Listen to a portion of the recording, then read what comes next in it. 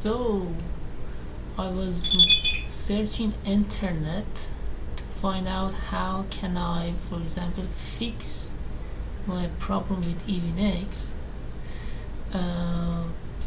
Apparently, if you have the default value, your scene is like this inside Eevee Next, right?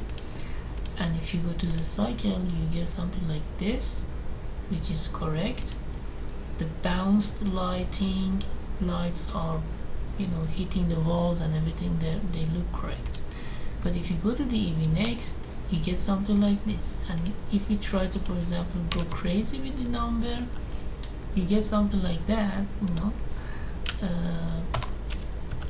but normally you cannot do anything here, and you will be stuck.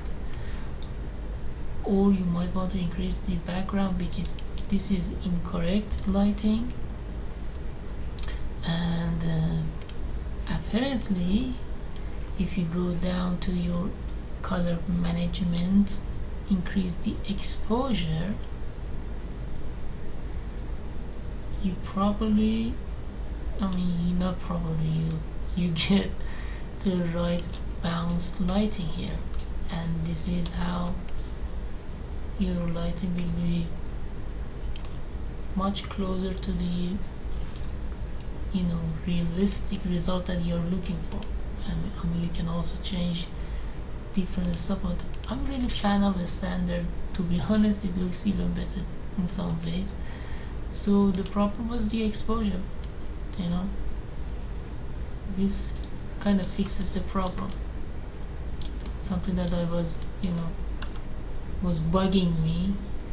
And yeah, that's it.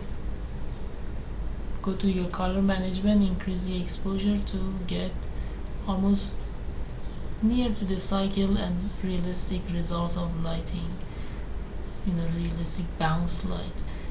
The problem was this, and I think they should fix it for the next releases, because it kind of really makes people be confused. It confuses people. You don't want that.